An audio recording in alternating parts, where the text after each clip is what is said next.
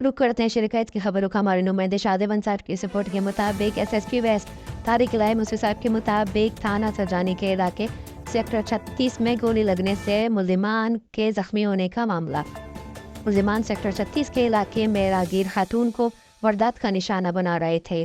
اس دوران گولی چلی، ملزمان کی فائرنگ سے ساتھی ملزم زخمی ہوا اور زخمی ملزمان سمیت تینوں ملزمان فرار ہو گئے۔ پولیس نے اطلاع ملتے ہی خون کے نشانات کا تعاقب کرتے ہوئے ایک زخمی سمیت 2 ملزمان کو گرفتار کر لیا۔ ملزمان سے 2 پسٹل، ایمونیشن، خاتون سے چھینا گیا پرس، موبائل فونز اور نقدی برآمد ہوئی۔ زخمی ملزم کو بعد طبی امداد کے تھانے منتقل کر دیا گیا ہے۔ ملزم کے خلاف مقدمات کا اندراج کیا جا رہا ہے۔ گرفتار ملزمان میں محمد رمضان، محمد اشرف زخمی اور ارشد قدوس بلا ضرب شامل ہیں۔